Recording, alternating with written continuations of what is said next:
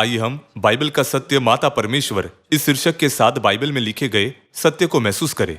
आज पृथ्वी पर बहुत से लोग हैं जो कहते हैं मैं परमेश्वर पर विश्वास करता हूं।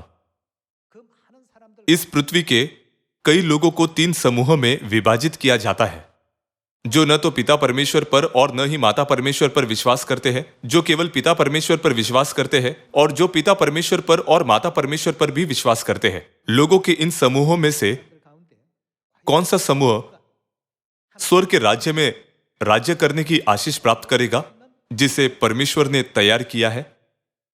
बाइबल की 66 पुस्तकों में कितने परमेश्वर हैं? यदि पिता परमेश्वर है तो क्या माता परमेश्वर भी नहीं होनी चाहिए? हमें इस पर सवाल उठाने की जरूरत है। लगभग 2000 वर्षों पहले यीशु इस पृथ्वी पर आए और हमें प्रभु की प्रार्थना में परमेश्वर को हमारे पिता कहना सिखाया।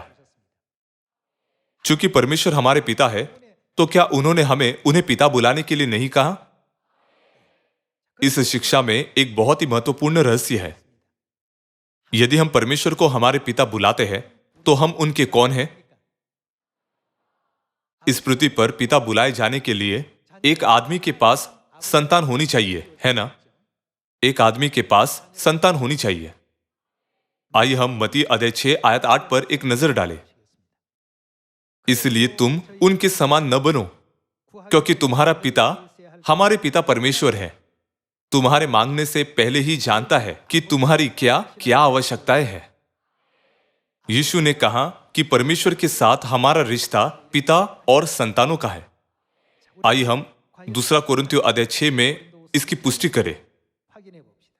आइए हम आयत 17 देखें। इसलिए प्रभु कहता है, उनके बीच में से निकलो और अलग रहो और अशुद्ध वस्तुओं को मत छुओ, तो मैं तुम्हें ग्रहण करूंगा और मैं तुम्हारा क्या हूंगा? पिता हूंगा और तुम मेरे बेटे और बेटियां होंगे। यह सर्वशक्तिमान प्रभु परमेश्वर का वचन है। अब माता के सत्य के संबंध में आइए हम नए नियम में गलातियों अध्याय 4 आयत 26 पर एक नजर डालें। पर ऊपर की यरूशलेम स्वतंत्र है और वह कौन है? वह हमारी माता है। शब्द ऊपर किसे दर्शाता है? ऊपर स्वर्ग को दर्शाता है। तो लिखा है स्वर्ग की यरूशलेम स्वतंत्र है और वह हमारी माता है। सभी लोगों, बाइबल हमें सिखाती है कि हम परमेश्वर की संतान हैं। क्या हमारे पिता और माता वह नहीं है जो संपूर्ण अनंत ब्रह्मांड पर शासन करते हैं? इसके संबंध में हमें सम्मानित और गौरवान्वित महसूस करना चाहिए।